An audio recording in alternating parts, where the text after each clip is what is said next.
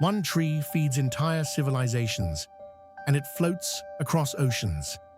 This is the coconut palm, Cocos nucifera, the only species in its entire genus and one of the most useful trees on Earth.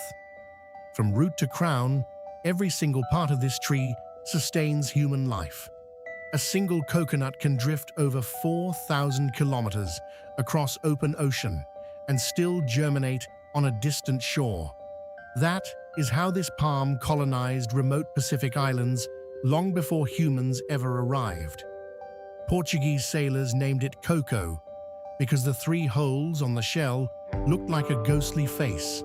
A healthy palm produces up to 200 fruits a year, each taking nearly 12 months to mature. Coconut water inside the fruit is naturally sterile. During World War II, it was even used as an emergency substitute for intravenous saline. And India's state of Kerala? Its name literally translates to land of coconut trees.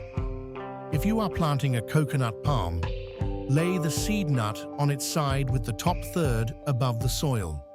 Never bury it completely.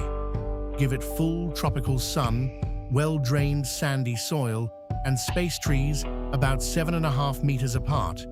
And remember, this palm has unusually high needs for potassium and chlorine, so fertilize accordingly.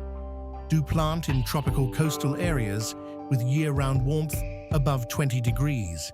Do monitor for rhinoceros beetle and red palm weevil. They can be fatal. Don't plant where frost occurs. Coconut palms have 0 cold tolerance. And don't expect fruit outside the deep tropics. They rarely produce beyond 25 degrees latitude.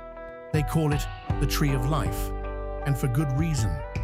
From food and shelter to medicine and income, the coconut palm has carried entire island nations through centuries.